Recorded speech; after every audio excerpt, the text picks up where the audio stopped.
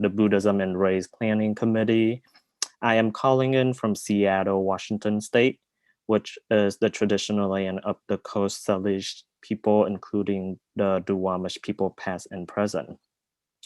A little bit about the speaker series. Since 2015, our annual Buddhism and Race conference has brought together Sangha leader, activists, scholar, and a student from diverse backgrounds to build capacity in addressing power at the intersection of race, gender, sexuality, and class in our Buddhist community. This year, the conference has been reimagined as an online speaker series, which monthly virtual event from January until August. And this is the third event. We believe strongly in supporting racial justice, not only with our words, but with action. This month, we are turning our attention to Suru for Solidarity, a direct action project of Japanese American social justice advocate and allies, working to end the detention site and support directly impacted immigrant and refugee community that are being targeted by racist and inhumane immigration policies. We will post a link in the chat for you to check out. If you are signed into the webinar, closed captioning is available. We are recording this event tonight and we'll make it publicly available on our YouTube page. And I'll turn to Chantal. Great, thanks, Liam. My name is Chantal Sanchez, and I'm also part of the Buddhism and Race Planning Committee, and currently calling in today from Somerville, Massachusetts, the land of the Wampanoag and Massachusetts tribes. Our series hopes to both respond to the virtual environment we find ourselves in, as well as this particular socio-political moment in history. The events of the past year have demonstrated how structural racism has engendered systemic suffering that literally kills Black and Brown people and destroys communities of color. With these forms of racial violence in sight, it is clearer than ever that racism is the issue of our time. The Sangha is not immune or separate from these issues. In fact, an apolitical version of the Dharma is a direct product of white supremacy, which further codifies oppressions and reproduces anti-Blackness, as well as other forms of racism in and around our communities. We need to bring the tradition forward to unwaveringly meet these issues of race and racism. Hello, everyone. My name is Kyla Franks. I'm also a member of the Buddhism and Race Planning Committee. Like Chantal, I'm calling in today from Somerville, Massachusetts, which occupies the land of the Wampanoag and Massachusetts peoples. We are so excited to welcome you to this third monthly event in our 2021 Buddhism and Race Speaker Series. The title of the series is Radical Reorientation, and our goals for the series are twofold. First, we are focusing on building a shared understanding of Buddhist approaches to racial justice, with a critical examination of racism and white supremacy in Buddhist communities and scholarship. Second, we are focusing on the collective work of addressing internalized oppression, which obstructs both individuals and communities from living into their full potential. We seek to move beyond an abstract, apolitical, and individualistic engagement with the Dharma.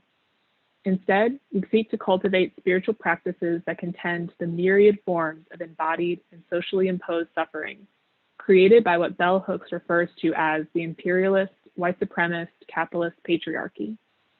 In short, we are called toward a radical reorientation of the Dharma, to move beyond racial integration toward decolonized, indigenized, and anti-racist practices and communities. Hi, my name is Eva, and I am also a member of the Buddhism and Race Planning Committee. Like Chantal and Kyla, I'm calling in today from Somerville, Massachusetts, the traditional and ancestral homelands of the Massachusetts and Wampanoag people. Before I turn it over to Lisa Doi to introduce our speaker today, I'm excited to say that we have 267 people who have signed into this webinar already, with more people joining every minute. We are so glad to have you here. Welcome. Today, Duncan will be giving a 45-minute presentation, followed by about 30 minutes for Q&A. We will keep the chat open throughout this presentation. If you want your message to go to everyone, make sure that you're sending your chat message to all panelists and attendees. Please know that any hateful or violent speech in the chat won't be tolerated, and we may choose to remove participants from the event. Also, if engaging in the chat conversation doesn't feel supportive to you tonight, please know that links to any important resources in the chat will also be sent in the follow-up email. We are also posting instructions in the chat on how to disable the chat feature. If you're watching on YouTube, you can also share your comments and questions in the chat function there. I will now turn it over to my friend Lisa Doi. Lisa practices at the Midwest Buddhist Temple in Chicago and works with Duncan Williams at Tsuru for Solidarity. Thank you so much, Eva, and thank you for everyone who's worked on this program. It is my honor to introduce the third speaker in the Harvard Divinity School Buddhism and Race Speaker Series, Duncan Ryūken Williams. Williams was ordained as a Soto Zen Buddhist priest at the Kotakuji Temple in Nagano, Japan in 1993. He received his PhD at Harvard in 2000. While there, he also served as a Buddhist chaplain and was a founding member of the Harvard Buddhist community. Currently, he is professor and chair of the USC School of Religion and director of the USC Shinso Ito Center for Japanese Religions and Culture. Williams' most recent book is the LA Times bestseller, American Sutra, a story of faith and freedom in the Second World War, published by Harvard University Press in 2019. The book is about Buddhism and the World War II Japanese American incarceration. He has previously written and edited several other books, including The Other Side of Zen, Issei Buddhism in the Americas, American Buddhism, Hapa Japan, and Buddhism and Ecology. He has written op-eds about Buddhism for the Wall Street Journal and the Washington Post, served as a Buddhism consultant for TV shows, and his non-academic writings can be found in Tricycle, Lion's Roar, and Buddha Dharma. Williams is also founder of Hapa Japan, a mixed race, mixed roots Japanese community and festival, and a national co-chair of Tsuru for Solidarity, a Japanese American racial justice organization. This is where I get to work with Duncan, who heads up our group on redress and reparations. Duncan's current work asks, where is the repair in reparations? His answers, as you will learn, are diverse but rooted in practice. He turns to Kintsugi, the art of ceramics repaired with gold. He turns to solidarity work with colleagues in his department, and he's turned this into a self-practice. Currently, Duncan is working on an adaptation of a kakocho, a book of names. After researching each Japanese American incarcerated during World War II, he is writing out their name in a collection. I imagine in this embodied and caring practice of writing, Duncan honors each individual. For how can you seek repair without remembrance? Please join me in welcoming Duncan Ryūken Williams. Thank you so much, Lisa. Can you all hear me? Can somebody show me if you can hear me? Thank you so much for the kind introduction. And of course, to the Harvard Buddhist community for sponsoring this amazing series. I'm so glad after many years ago when people back then, we had, that was an era where Jay Niyomura and Sharon Sa and Wen Jie-chin, Venerable Metanando, Lamar Jordan, Barbara Ambrose. There's a wonderful group of many more people too, but I'm so glad the HBC community is still going, and you're doing this important work about Buddhism and race. Back in that era when we first were trying to form a community, some of us were at the Harvard Divinity School, and we're feeling a little bit out of place, as Buddhists in a divinity school. And it felt nice to come up with we were trying to find the right word for it, and we came up with community to reflect the word Sangha, some kind of Sangha where Buddhist students at the university could come together, whether you were at the div school or not. And so I'm so glad all of you are here, and I want to thank Eva and Liam, Chantal, Kyla, Xavier, all of you who've been organizing this series. So I want to reflect back, because I want to talk, directly to you, the students who are part of this community and what you are doing today. I recall back in the period when we first started the community, 1993, for that era, was also a time when I was just finishing up at the div school and starting my PhD program. And as a student, I had this opportunity to write up and publish an article for the first time. It's not a long piece, it's just a book review for a new magazine out of New York called Tricycle Magazine. I think they started up in 1991 or something like that. And I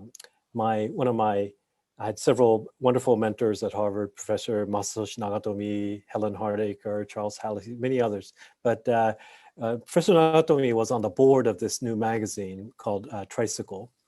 And anyway, I got this opportunity to write a short piece and get it published in, I think, volume 3 of that magazine, about a journal called The Light of Dharma, a publication that ran from like 1901 to 1907 by the Buddhist Mission of North America, what is currently now known as the Buddhist Churches of America, a Jodo Shinshu, historic Japanese American kind of Buddhist organization that published in both Japanese and English. And I wrote this kind of review article about that magazine for Tricycle.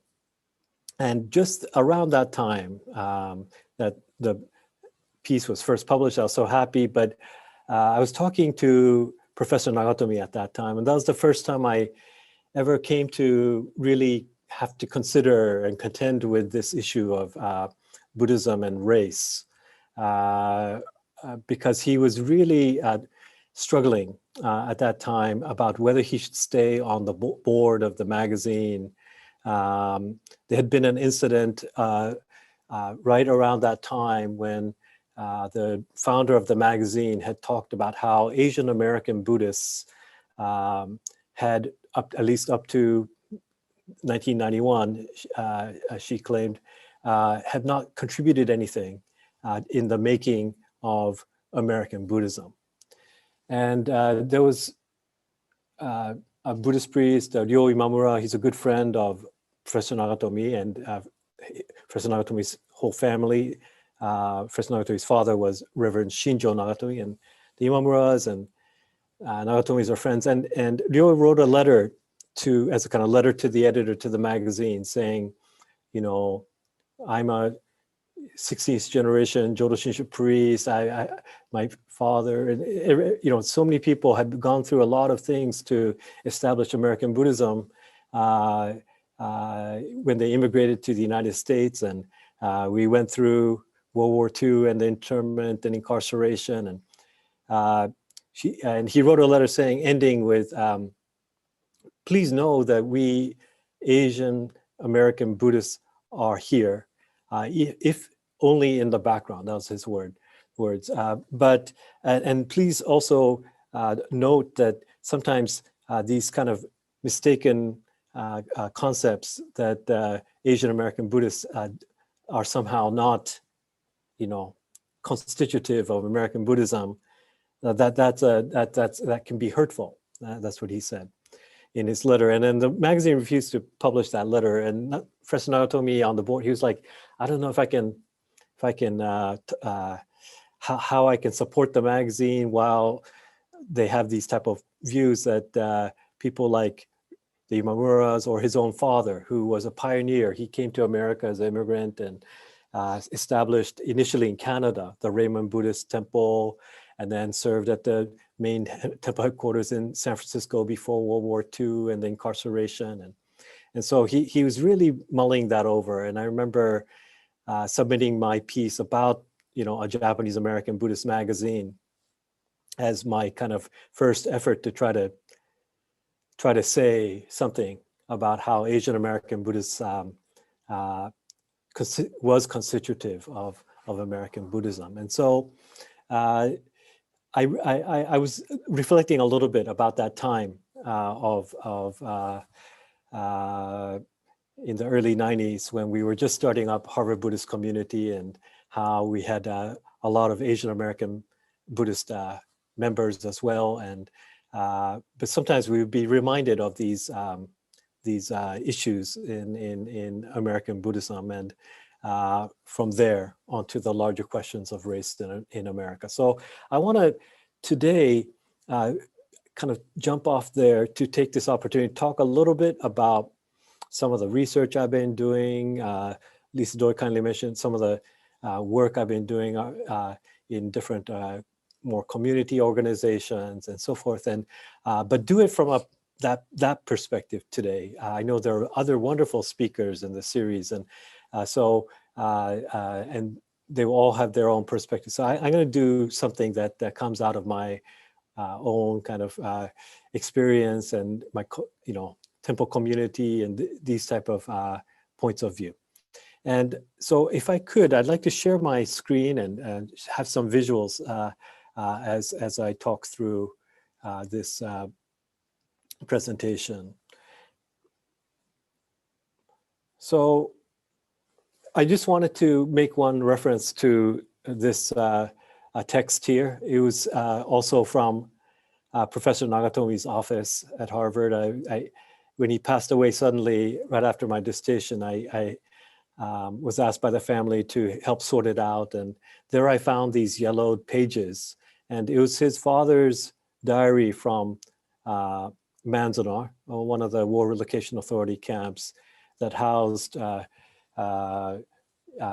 ultimately over 120,000 persons of Japanese ancestry during World War II.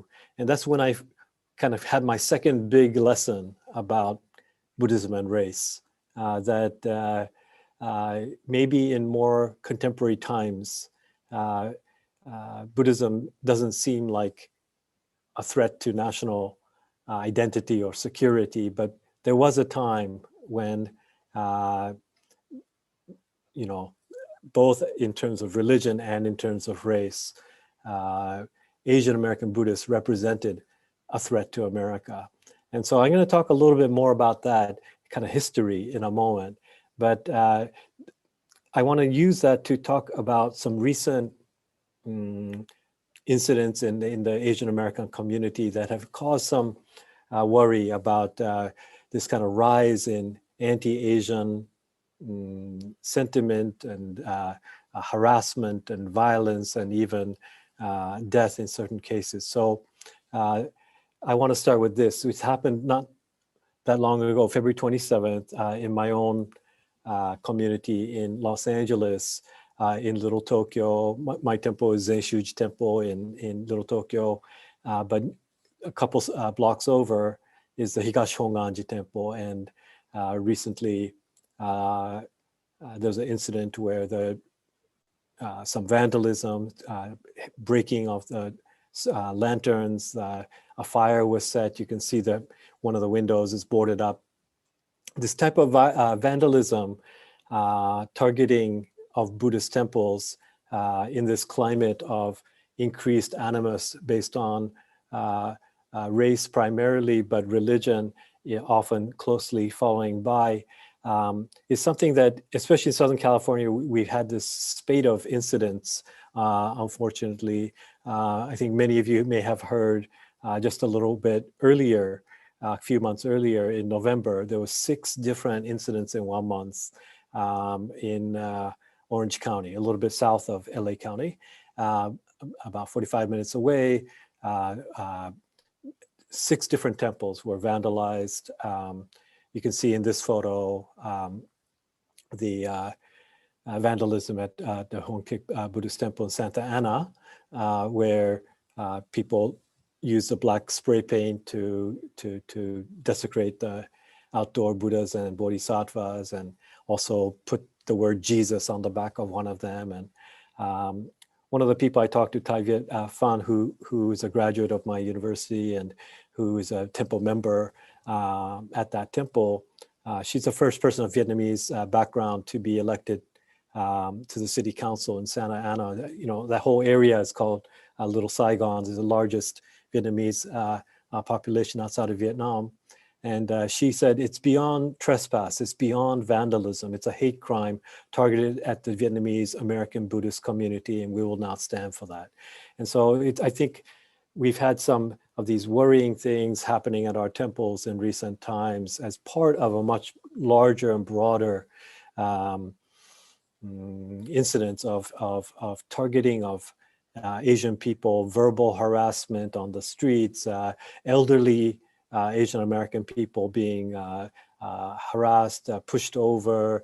And I think many of you may have heard also not long ago in January of this year that one of the people who was pushed over, Vicha Ratana Pakdi of San Francisco, that he was just taking his normal walk, and you may have seen some of the articles and even the video of this person just coming out of nowhere and just, I guess for fun or for like just threw him to the ground, and he died of his injuries. And it's so, you know, sad situation for the daughter, and you can see her holding her father's portrait at the Buddhist temple. He was a very devout Buddhist practitioner, and you know, these type of incidents, I think, where we are worried about our elders in the community being able to just walk down the street and facing some kind of violence. You know, some people have said, well, maybe it's, you know, part of the COVID era anti-Asian, you know, spike in anti-Asian violence that has come accompanied by, you know, rhetoric like China flu, like these type of things at the top, where the culture has kind of permitted these type of attacks on Asian people. And I think that's there's some truth to that type of spike in what's going on. But also, I think one of the things I wanted to say today was that this type of racialized violence and so forth that is also kind of conflated with religion actually has a very lengthy history. When I first came to the United States as an immigrant from Japan, 17 years old, to go to college, I landed in a place called Portland, Oregon, and went to a small school there. And I learned our rival school across the way was called Lewis and Clark, and the local NBA team was called the Portland Trailblazers. And so I learned this kind of version of American history that was about people moving ever westward, pioneers, trailblazers, and I would come to learn in due time about this place called Berkeley, where I also used to be a faculty member at UC Berkeley, and it was named, you know, after this man, George Barkley, after the regents of the university was standing at what's now known as the Founder's Rock, looking across the Golden Gate. There wasn't a bridge then, but across the Pacific, looking west, and they remembered this poem. And so I thought I'd mention this one. Westward the course of empire takes its way. The first 4 acts already past. The fifth shall close the drama with the day. Time's noblest offspring is the last.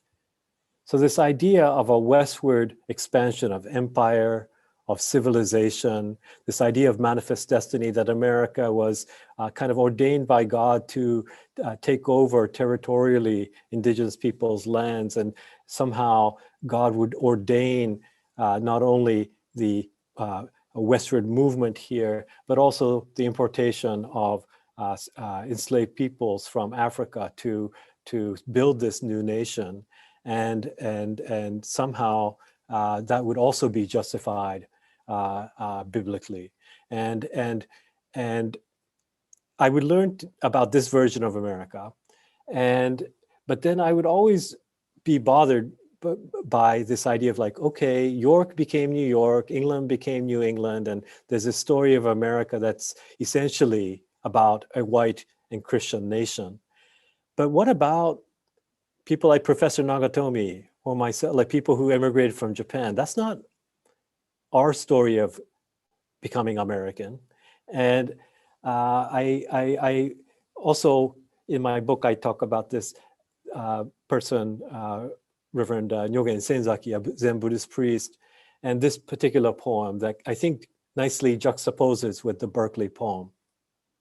This one, he's writing from a horse stall in a place called Santa Anita. It's a horse racing track, still exists a little bit east of downtown LA today. And it's a poem he's writing to his Sangha, his community that was part Japanese American. There was Latinx members, there was white members.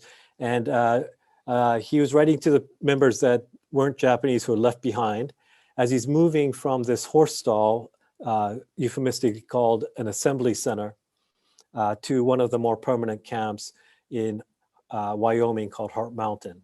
And he wrote this poem. This morning, the winding train like a big black snake takes us as far as Wyoming. The current of Buddhist thought always runs eastward. This policy may support the tendency of the teaching. Who knows? It's a little bit tongue-in-cheek, but he has a very playful mind. And so he references this idea called the Buddhist thought always runs eastward.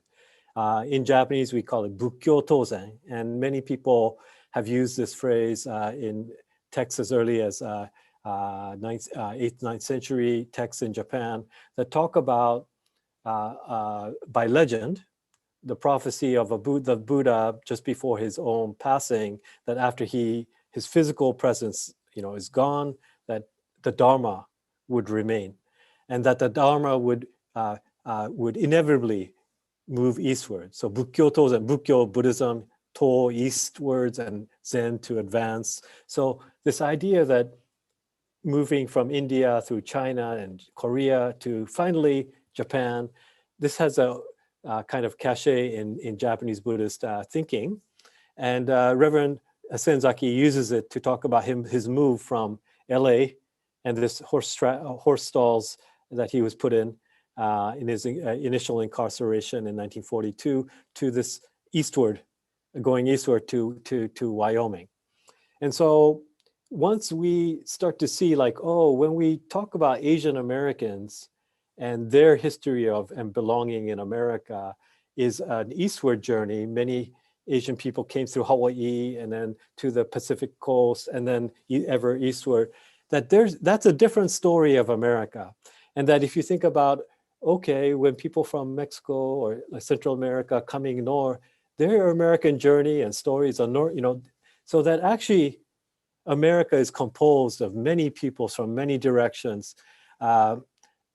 This is something I want to touch on a little bit more as we start to think about what is the vision of America that we can imagine. Ta-Nehisi Coates, when he talks about reparations, often talks about the need to reimagine the nation. And it's about reckoning with the past and a reimagining a future nation. And so I want to suggest, as we go along in this talk, that Buddhism actually has an approach to kind of reimagine things a little bit. If we can change perspective, I know this seminar for HBC is called, the students today, I think, came up with a wonderful title for the series, Reorientations, Radical Reorientation. So I think very important that Buddhism has some kind of perspective that's going to allow us to see something that we couldn't see before.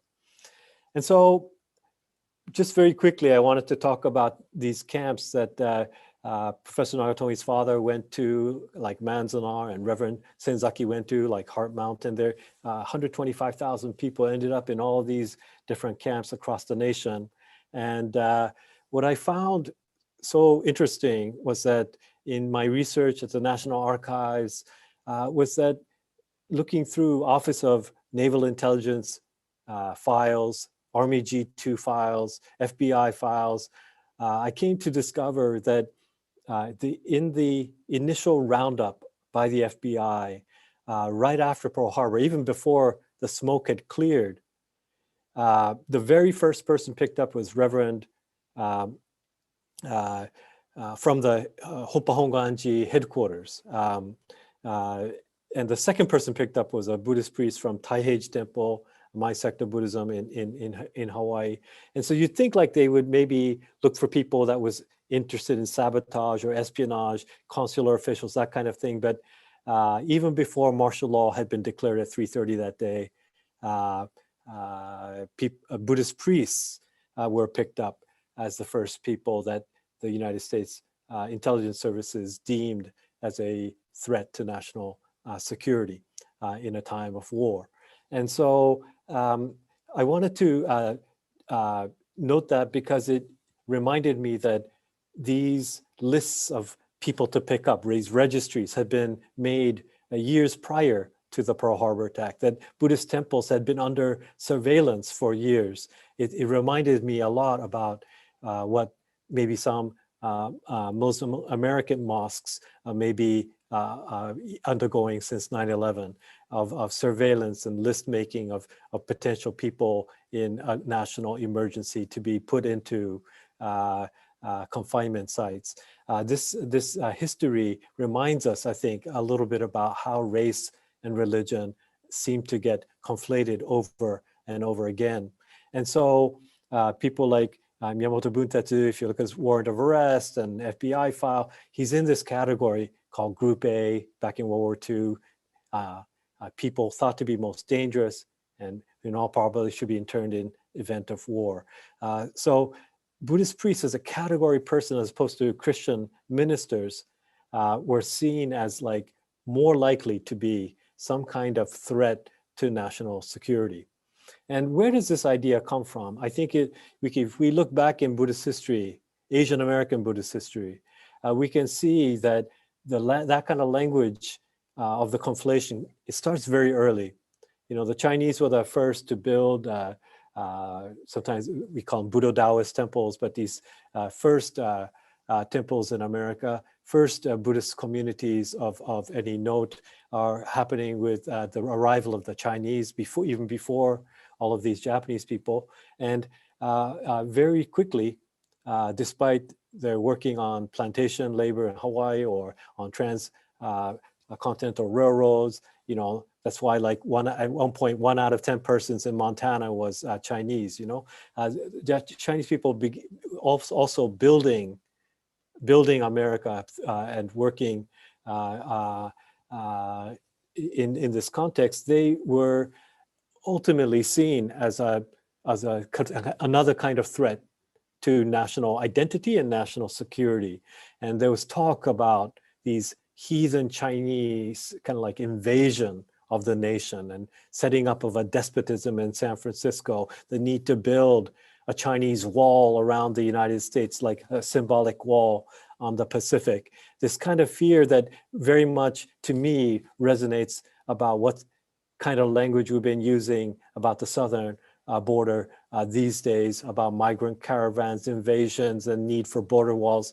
And so this is also reminiscent of this group of people. The slur word used was the heathen Chinee, the kind of group of people who are like racially unassimilable and religiously unacceptable as non-Christians to populate this nation. And so I realized, but amongst the people who defended the Chinese was people like Frederick Douglass, you know, former slave, abolitionist, a great orator and thinker in the African-American community. He said, he talked about how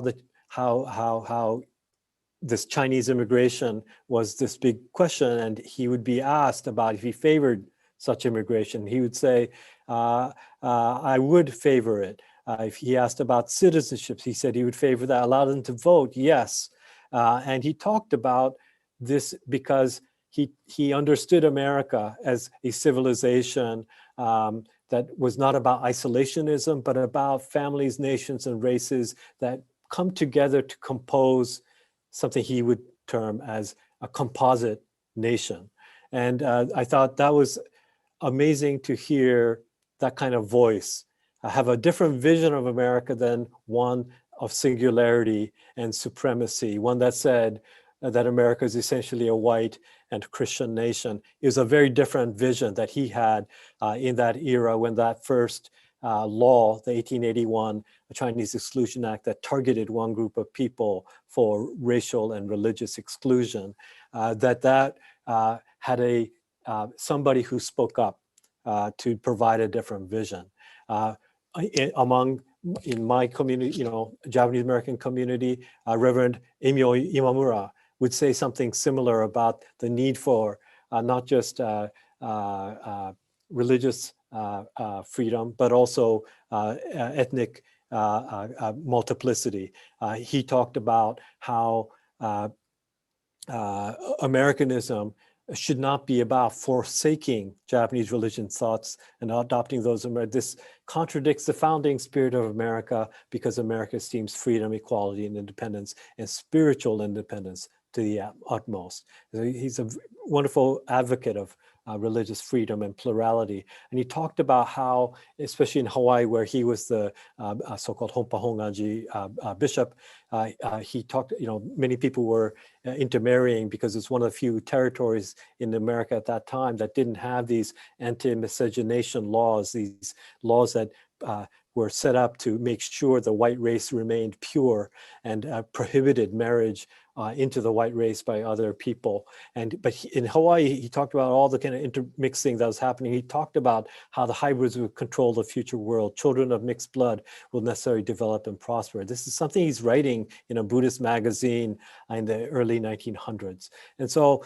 these early voices gave me a lot of hope about there's a different vision of America than the one that, for example, these pictures represent. You see, for example, in the language of Yellow Peril, this idea of a beautiful, lighted by the cross, land being sullied by this kind of, how should you say, this ominous cloud, black cloud coming towards with the Buddha in it, invading the territory. This kind of thing from 1895 is very much still alive in the middle of World War II, when the Japanese have been put into these camps, where you can see the samurais riding this, tank kind of fronted by the Buddha. And so that kind of idea that Buddhism represented, at least Asian American forms of Buddhism represented something that was un-American,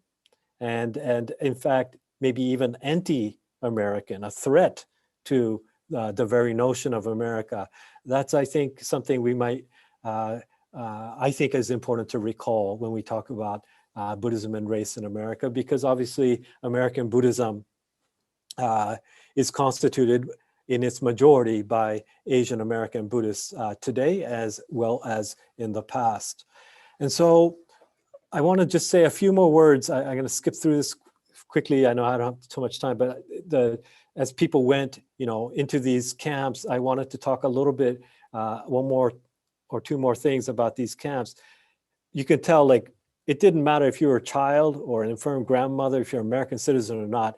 If you had one drop of Japanese blood in you, you were meant to go to camp, according to Colonel Carl Benenson, who talked about even mixed race kids at orphanages being subject to this thing called Executive Order 9066 that the President Roosevelt issued, that gave the military a chance to round up anybody, even little children, mixed race babies at orphanages that were given up because of anti-miscegenation laws of the time, that they were all subject to be put into these camps. And they would arrive I mentioned horse stalls at Santa Anita, places like Puyallup was a livestock center near Seattle. These places, while they waited for the more permanent camps like Heart Mountain, Wyoming, that Reverend Senzaki mentioned. And when they got to these places, these assembly centers, they were told what they could. It was like a prison, they would check for contraband, guns, cameras, anything, bound publication written in Japanese, a Buddhist sutra or a book of haiku poetry, all subject to confiscation as contraband, with the only exception that you could bring in, and people usually had a week or 10 days to see their apartment, house, They were told, you need to report to these camps and these control stations to go to the camps, and they had very little time, so they packed what they could. And but if you brought a sutra, these type of things were considered dangerous, with the exceptions of a Japanese English dictionary and a Japanese language Christian Bible. Those two were permitted. So what was the message that people were receiving from the government at that time?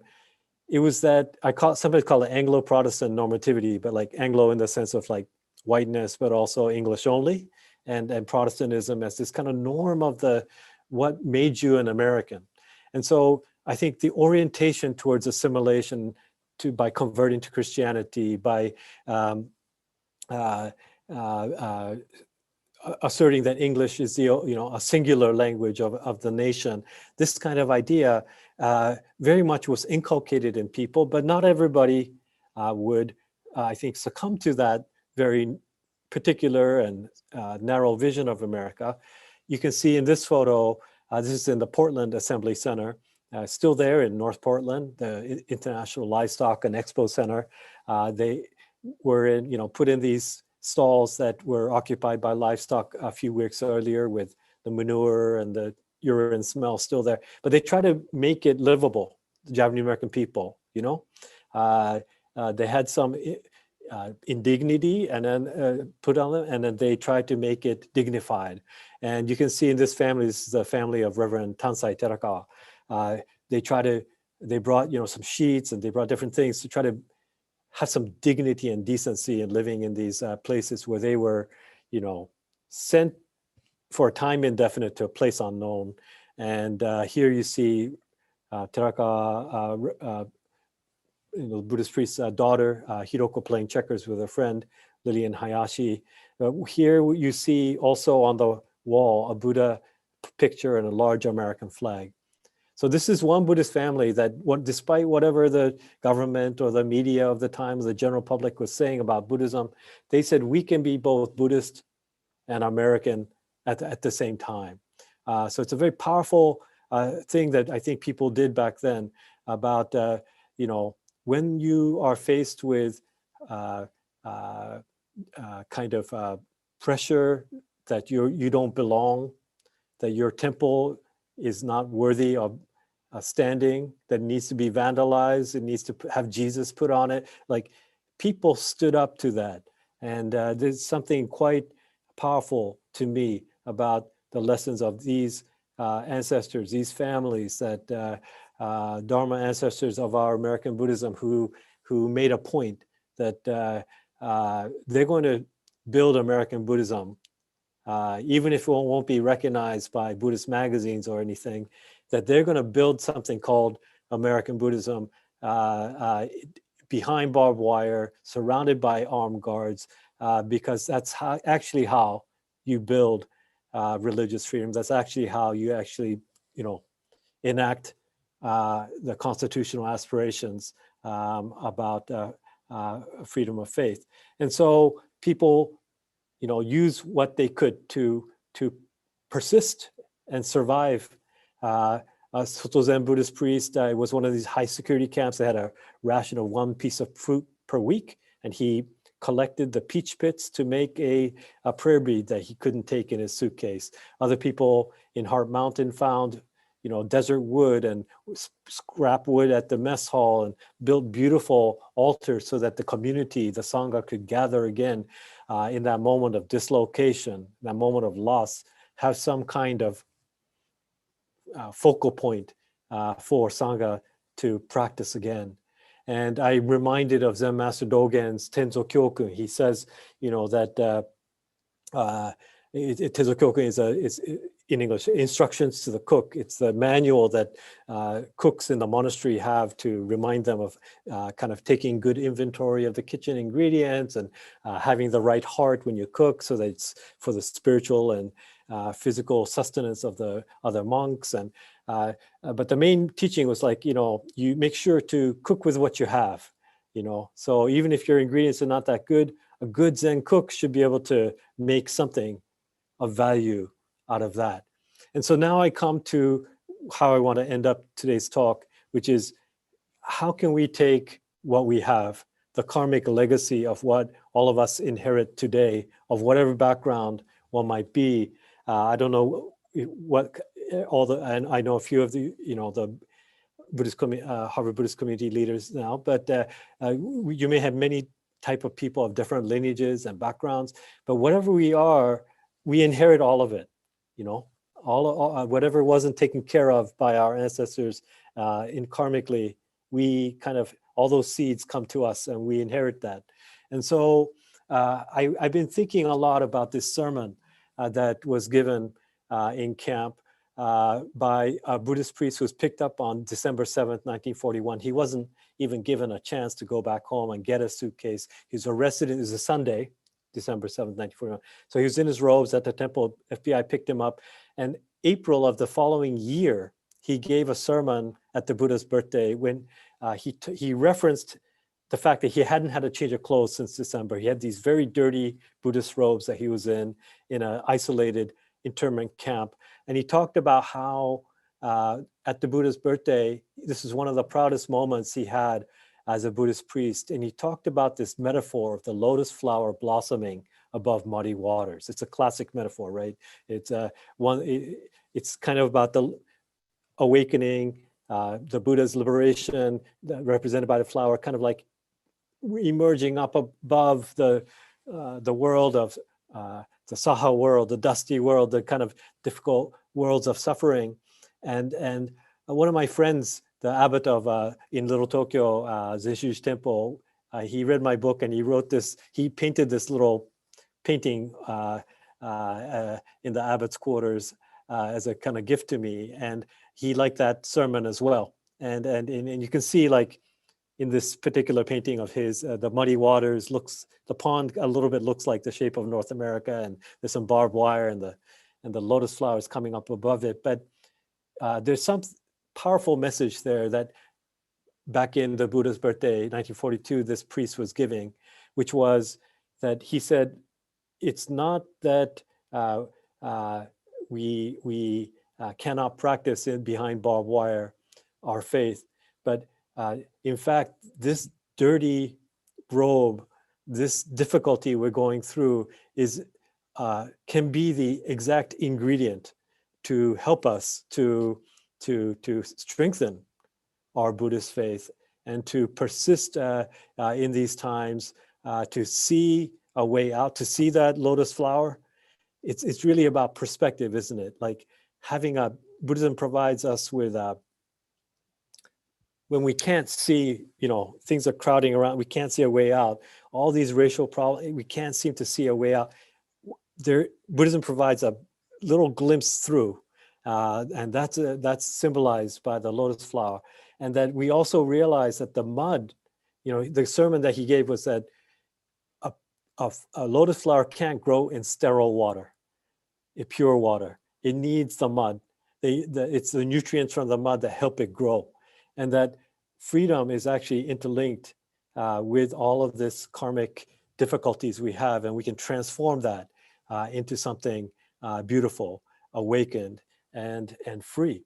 And we do that together. And so there's something from these camp days that I feel Asian American Buddhists, just by surviving, persisting, have a lesson in there about how to get out of and see things and repair things properly, because ultimately that alleviation of suffering, it's something common to all of us Buddhist people, that we're not a religion that says more suffering is better. We're trying to reduce it, we're trying to alleviate it, we're trying to heal and repair hurts that come down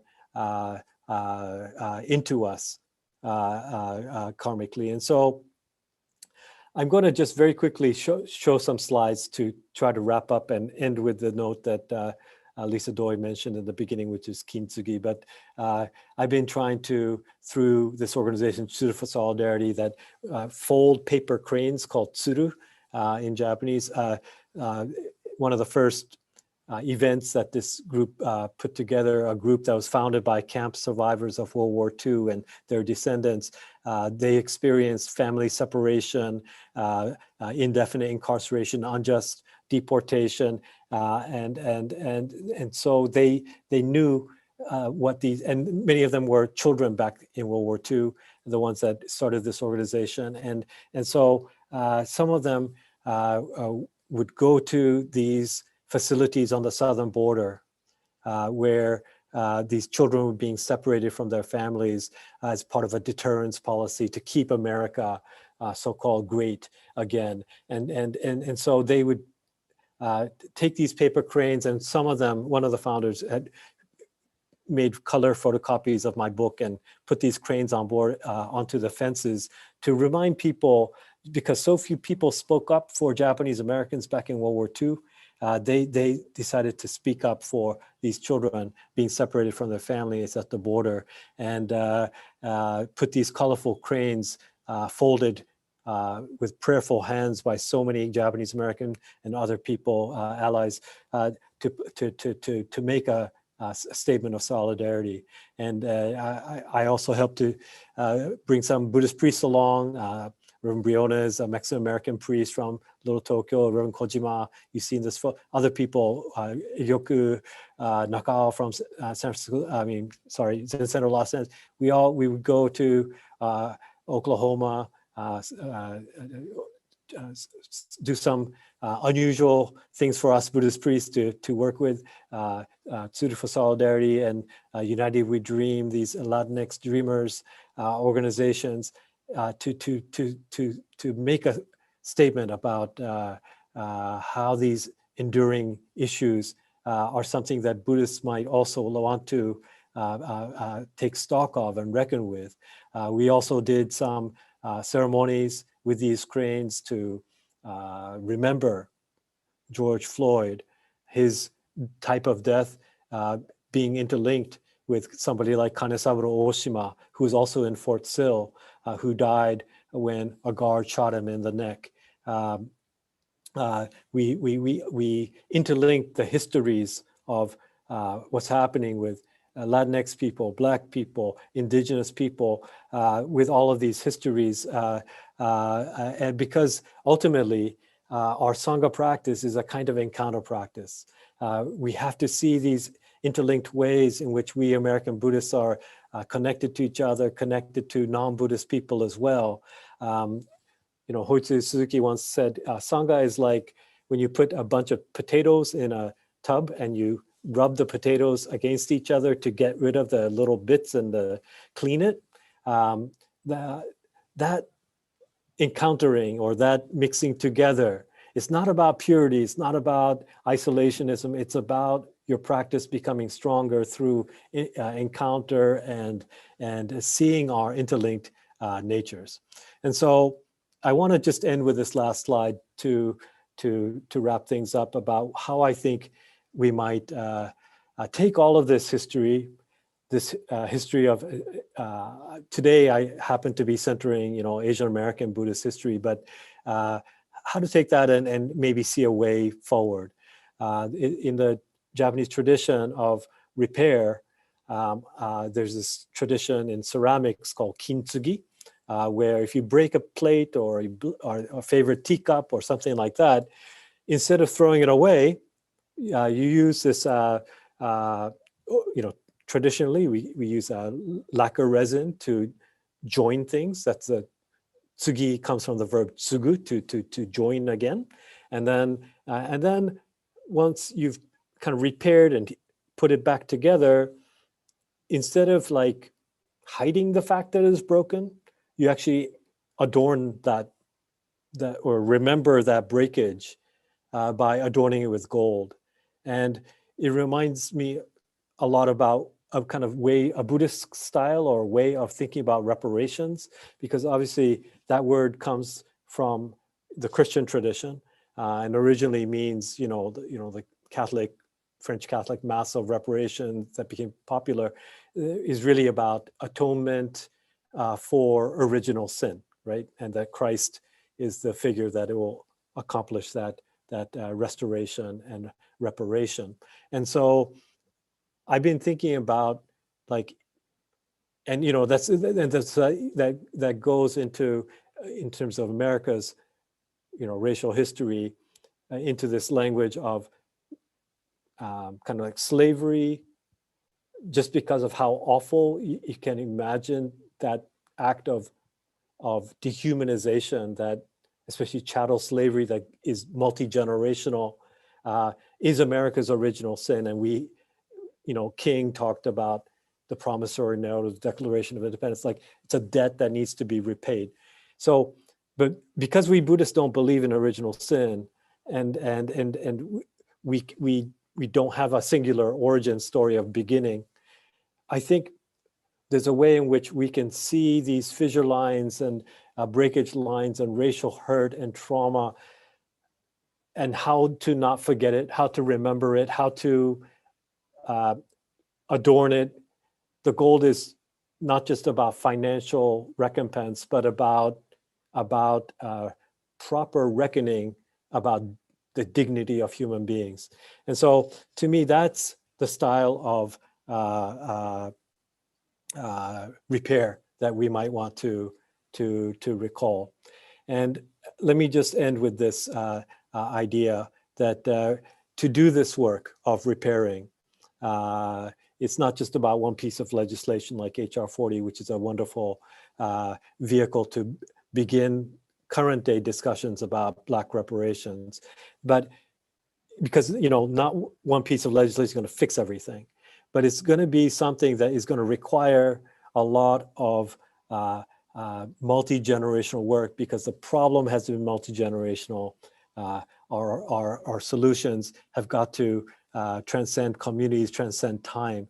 And so we need some essentials. And in my tradition, in Japanese, we call Koho Gemyo, the great Rinzai Zen teacher talked about how do we practice? And he talked about great doubt, great faith, and great determination. And great doubt is that approach of questioning, going deeper and probing deeper. And when we have these questions about race in America, simplistic answers about, based on, for us as Asian American Buddhists, I think we always have some doubts about the idea of a Black-white binary as the kind of framework for talking about race in America. And we want to question that, go deeper. How about indigenous people? How about Latinx? How about Asian? It's not just about Black-white. Let's go deeper and talk about that. It's hard work to talk about it because it's easy to do this kind of dualistic thinking, but let's go deeper. Great faith to me is about seeing the faith in our own Buddha nature. It's not original sin. It's about Buddha nature and how do we heal together? How do we liberate together and have great faith about our interconnected lives together as part of a jewel net of Indra, where we're all interlinked in deep moral ways, and great determination. In the Zen tradition, we obviously, think of Bodhidharma and the line attributed to him, Nanakorobi Aoki in Japanese, 7 times falling down, 8 times get up. This path of reparation, this path of racial healing, try to do something about these vandalism and incidents against Asia, and what's happening with Black Americans and policing. There's so many issues happening at the southern border, on native lands, and it takes many tries. We're going to fall down many times, and if we fall down 1,000,000 times, we have to get up 1,000,001 times. That's great determination. And let me maybe end with that, and I'm happy to take your questions. I really appreciate you students coming today and continuing this work, and I'm happy to take any question you have.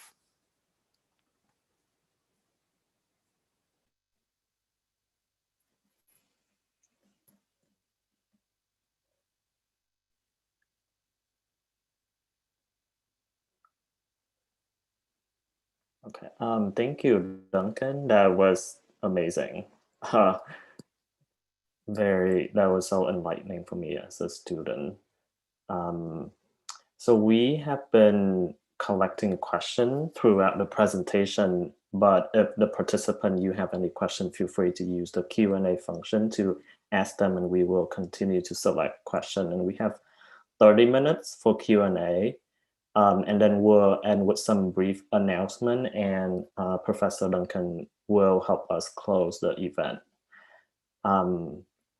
So one question that I found interesting that I want to present to you is, how has Japanese reparation by the US government repaired the Japanese community, the Japanese American community? Was it enough? Do you feel repair?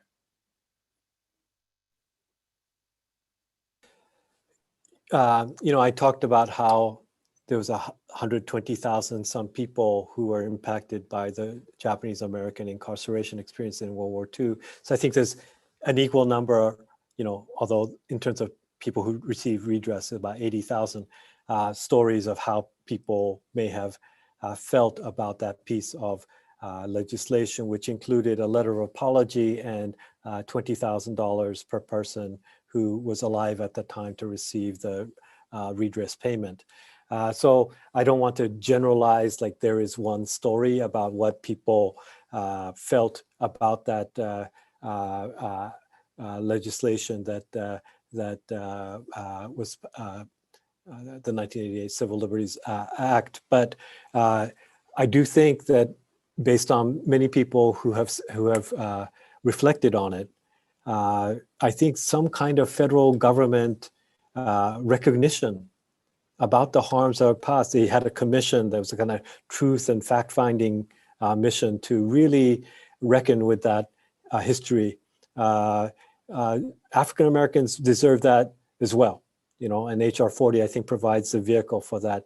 The commission hearings, the people's testimonies, the people having governmental recognition of this wrong, I think is so critical. Some people actually say more than the money, they frame that letter of apology, kind of means something to them.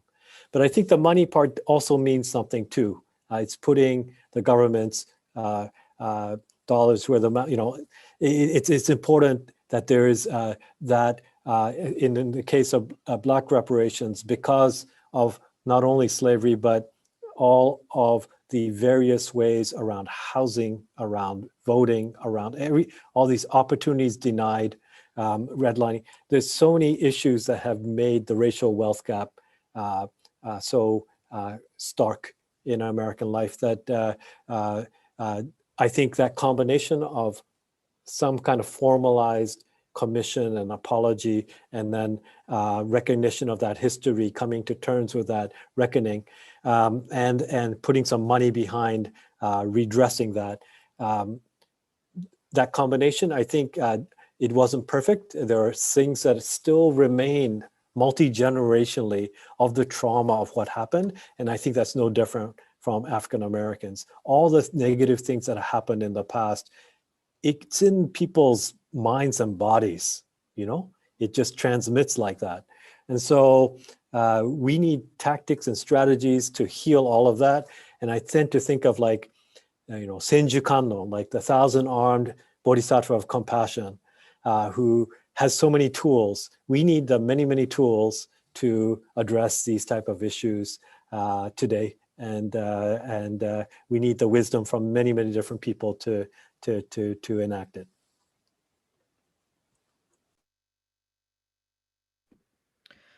Oh, thank you so much.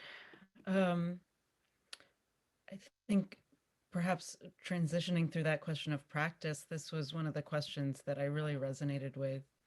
One participant wrote, "The Dharma teaches us to see and be with reality as it is, not how we want it to be.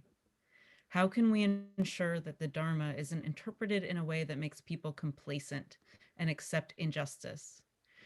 Where's the line between acceptance of what is and acting in solidarity with racial justice movements?"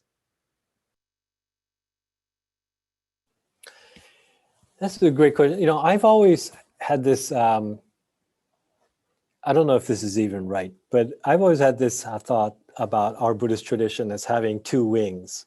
One wing is a wing of wisdom, the other wing is the wing of compassion. I think there's a classical metaphor about that's why the cranes and the birds flying, like you need both wings to fly to liberation, right? And So you need one wing of wisdom, one wing of compassion. And I've always thought about our Buddhist tradition kind of very broadly as like one line of thinking is about emptiness, about the unreality of things that we presume, artificial things that we presume to be true that run our lives, like the idea that, you know, white people are superior. It's a construct. It's not real, right? And so, so what is the balance between recognizing that it's unreality and recognizing, and yet it has power to shape people? And there's that bit of it, of like seeing things as they are, because if we aren't capable of doing that, we have no chance at freedom, right?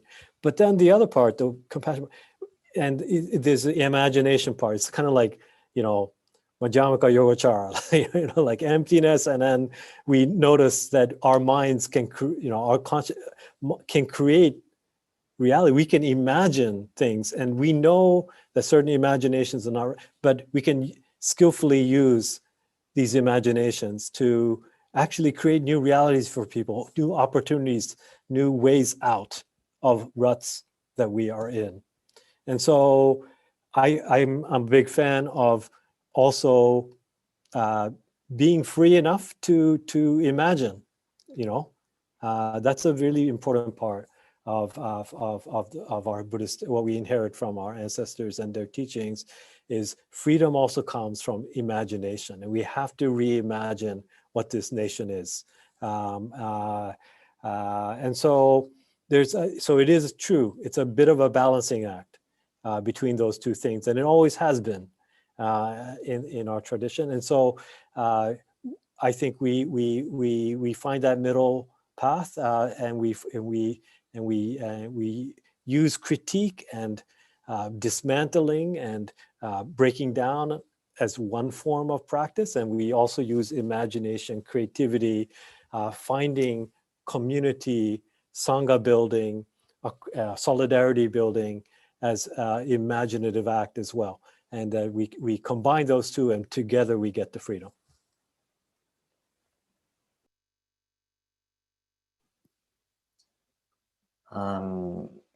So there's two questions that I think are interlinked, and one of them is, it's not a question, it's a request. This person would love to hear your thoughts on reparative visioning possibility for Korean and Japanese diasporic communities on our colonial historical harm. And this other question is sort of, are there any cross-cultural communication between various Asian American Sangha? So like Japanese, Chinese, Vietnamese. And do you think that a united front of solidarity between these Sangha could strengthen the attempt to eliminate racial divide in this country? Those are both great questions, because they're questions also about this idea of Asian America is also not a solid thing, is it? It's in a way, it's a political construct of a certain era that we've adopted for certain reasons and so forth. But so, and you know, it's also not just about America, but as the first question seemed to imply, it's transnational and trans, you know. So what does things like tensions between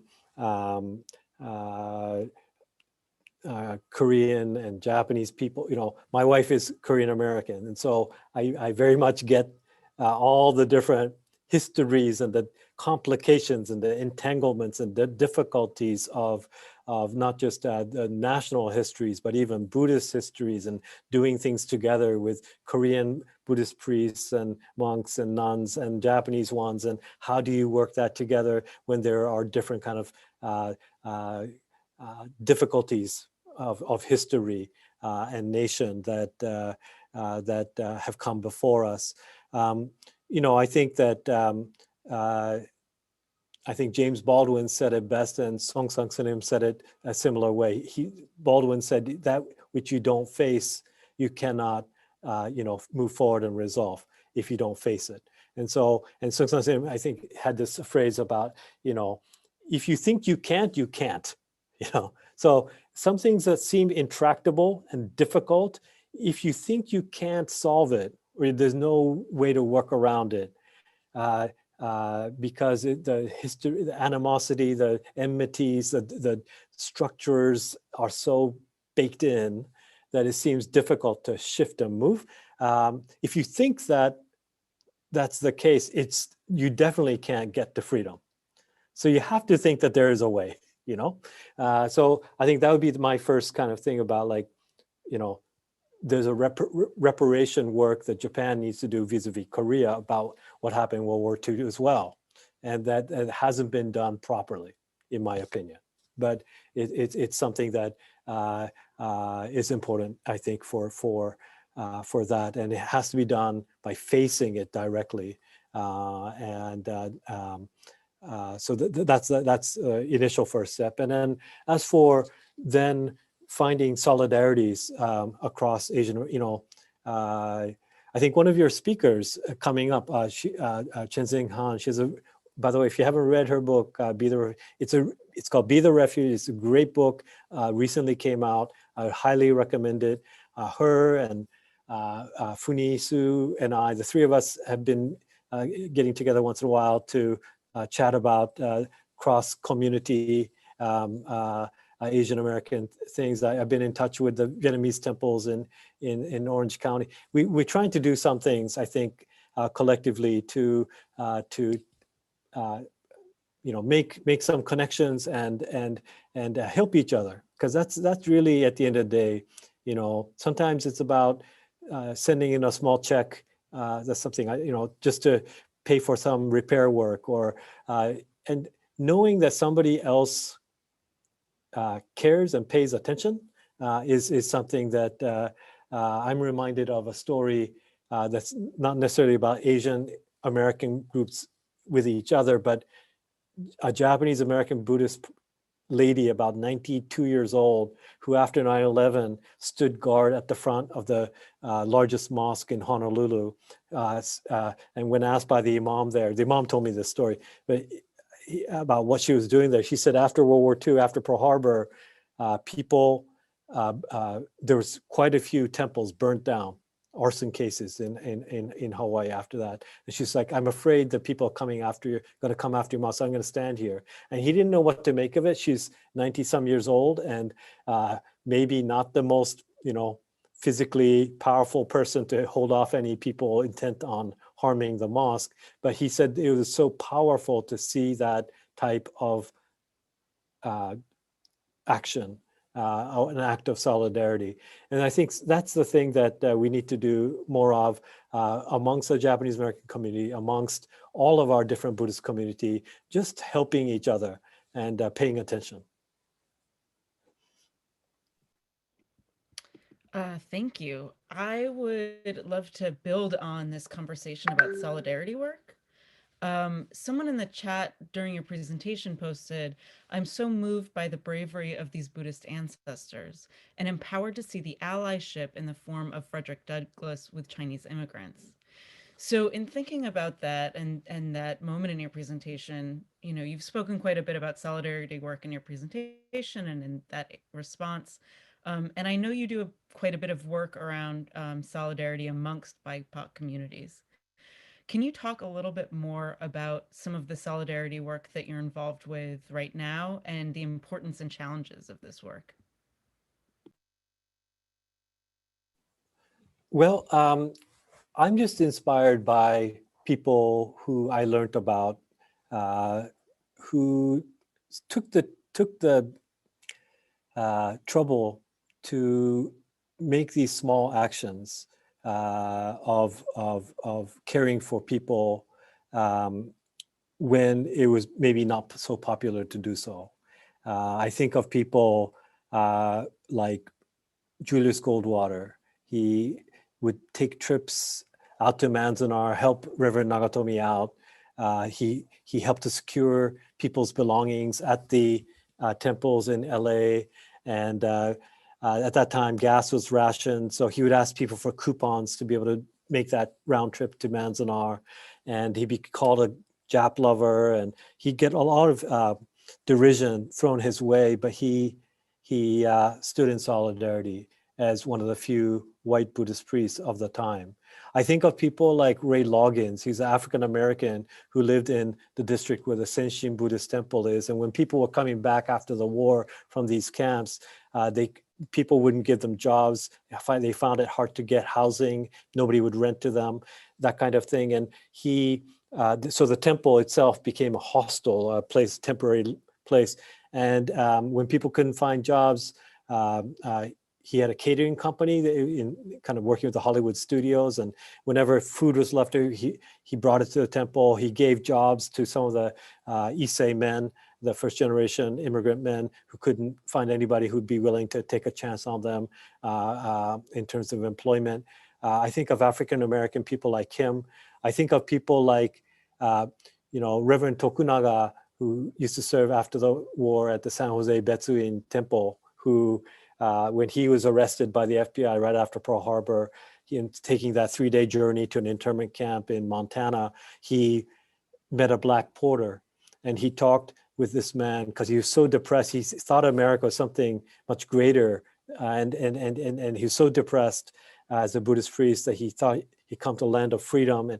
And by talking to this African-American train porter, he came to learn about that community's history, and by the end of it, he was kind of like strengthened. And after the war, he was very interested as I think the only Buddhist priest, Issei priest, to sign. He was the only one on the lawsuit strategy part of the Japanese American redress campaign, and he always recalled that one person's conversations. It's these little things, conversations, giving somebody an opportunity for a job, it's these things that people do out of their way that I think remain in people's minds and friendships. So for me, the solidarity work is I let the political people do the calculations on the politics of a piece of legislation or direct action and that kind of thing. But I'm more interested in like, how do we work together and find these moments where we can do small things to kind of just make these things that when people feel in a difficult and hard spot, we reach out and overall reduce that mountain of suffering.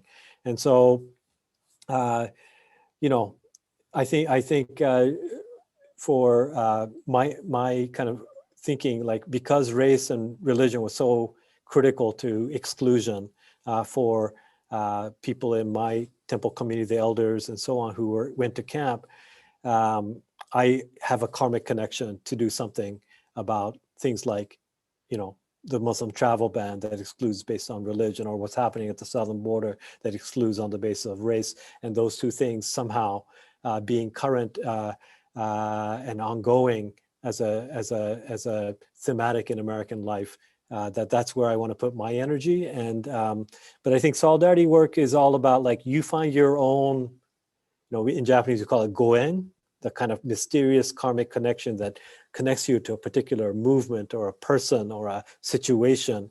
And that's the bit that you work on. Nobody can do everything, so we live in a jewel net of Indra. We live in an interconnected world. So you do your little bit, the bit that is meaningful and touches your heart. And then that is the bit that's going to mirror out to everything else. All right. So that's my recommendation about solidarity. It's like, do the bit that seems organic and makes most sense for you. And you'll find the reverberations, I think, throughout the web. So this is my own question. So I'm curious, as a scholar and Dharma teacher at the same time doing reparation work, on two fronts. So like scholastically, but also you lead Dharma talk and you are a priest. I'm curious, what And how are you drawing from Buddhism to sustain you and aid the work of reparation? Because you mentioned reparation is a Christian concept. So, and you briefly mentioned Buddhahood as like a concept from Buddhism that contributes to this conversation. So I'm wondering, the specific that you are drawing from your own tradition to do the work. Is it a sutra that you're drawing from, concept, or like what specifically are you drawing from? So to me, like, in many ways, the Buddhist project to me is in the deeper meaning of the word reparation, the deeper meaning of how to repair, heal, how to take the karmic things that we have inherited and hold in ourselves, and how to alleviate whatever suffering, physical, this is actually the project of Buddhism. So I don't see it like I need to draw on this to do that. It's more like repair work is our work, and healing work is our work. Dealing with karma, transforming the mud into the lotus, that's our work. And so there's no separation. And scholarship, temple life, these things, because I'm mixed race and I grew up bilingual, like I'm used to like code switching. When you're in the university context, maybe you can, today I'm, Harvard Buddhist communities, I'm talking this way. But if I'm in a regular university lecture hall, I'm not going to talk like I did today, right? Because I'm talking to you all, but I know we can code switch, right? When I was growing up and I went Japanese grandparents, I'm like this, and British grandparents, I'm like that, and speaking one language, another language, you can figure it out. And when we find our place and our freedom somewhere in between, middle path, so that's where we find our freedom. That's a great place to be able to freely, in Japanese called jiju zanmai, the free samadhi. We can move anywhere freely. So scholarly world, temple world, activist world, just move freely, have that kind of mind. Why not? But know what is appropriate and proper and polite in whatever setting, sometimes people insist like, I must have a integrated self that is presenting the same everywhere.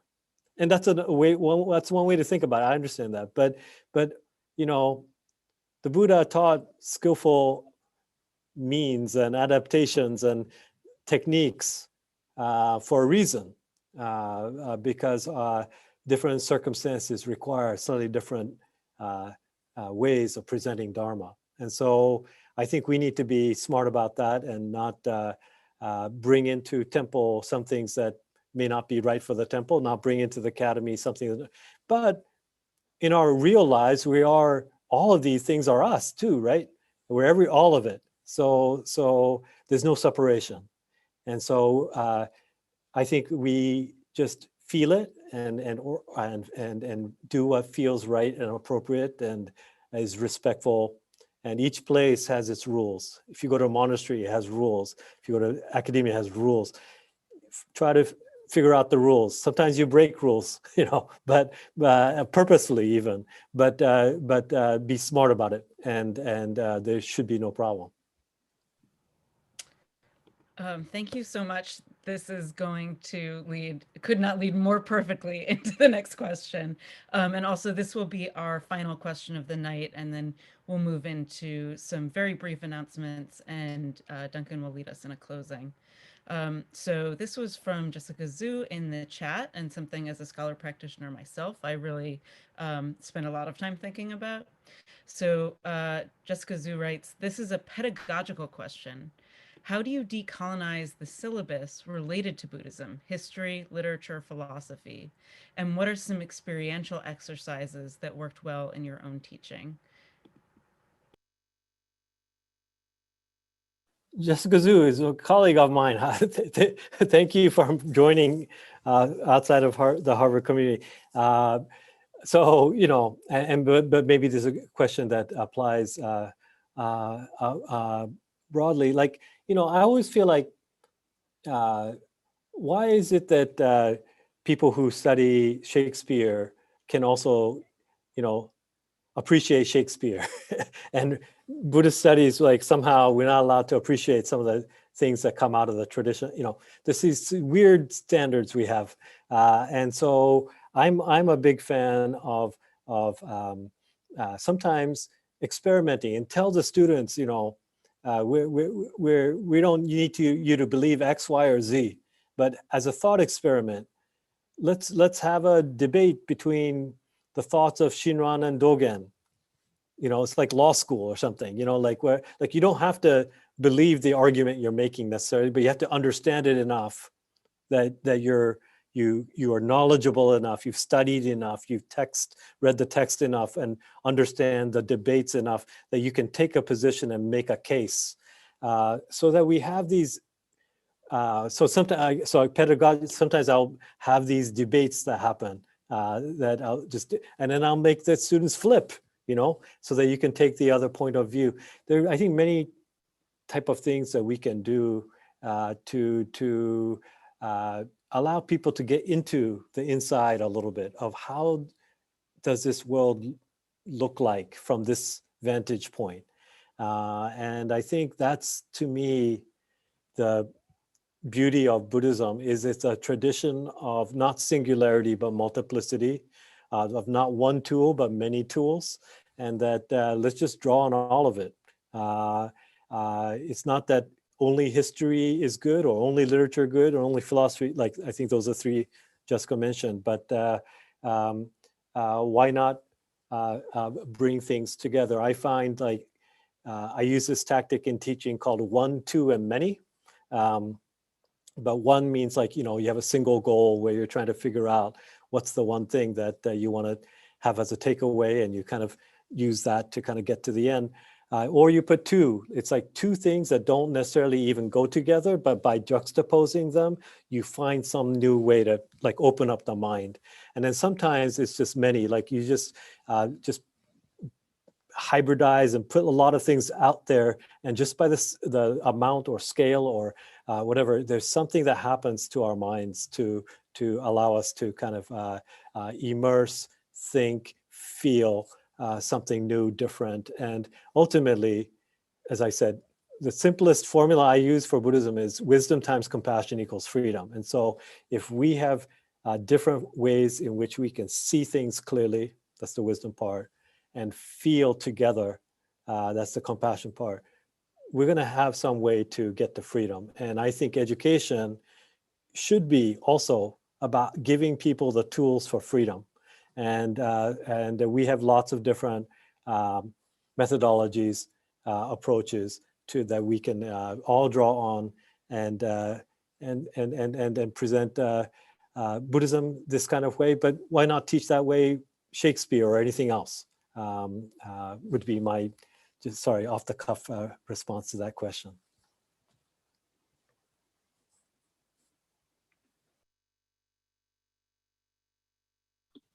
Wow, thank you so much, Duncan. This was an amazing talk. And thank you to all the attendees who joined us for our third event in this Harvard Buddhist Community's Buddhism and Race Speaker Series. Our next event actually is on April 22nd with Dr. Ann Gleig, and a link to the Eventbrite registration is now live and will be posted in the chat. We also encourage you to follow our website, buddhismandrace.com, where you can join our mailing list and learn about any upcoming events. And we'll give it back to you, Duncan, so you can lead us in a short practice to close our event. Okay, well, thank you so much. This is, I'm sorry, not so much together practice, but I'm going to chant something to kind of bring a little bit of solemnity to the occasion. I remember back in the day at Harvard Buddhist Community, we would do joint things and we would chant together and we'd have ceremony together. We'd do Buddha's birthday together, many things to do things with a little bit of ceremony. So I thought I would just end with very short 4 lines. It's called Shikusegang, 4 Bodhisattva vows, the vows we take to as we enter the way of wisdom and compassion.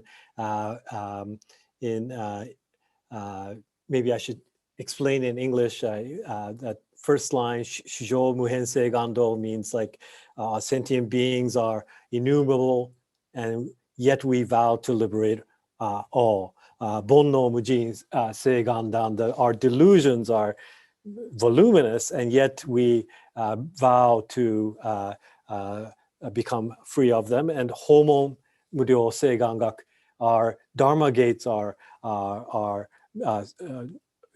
beyond counting number, but we vow to study all of these Dharma teachings. And Butsudo Mujo Seiganjo, it means that the Buddha's supreme way is so hard to do, and yet we are dedicated to this practice. And so I'm going to chant this in the Japanese way and try to close, okay?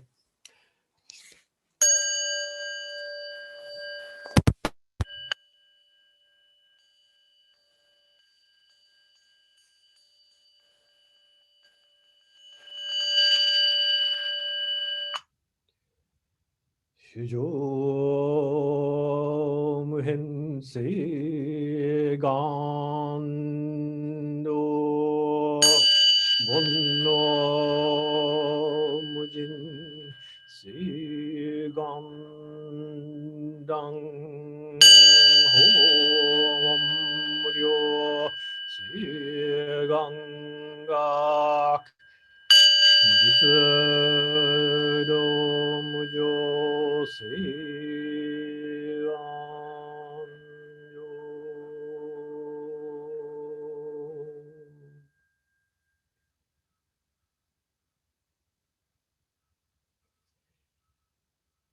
Harvard students, thank you for spending so much time together today. Wonderful to see all of you.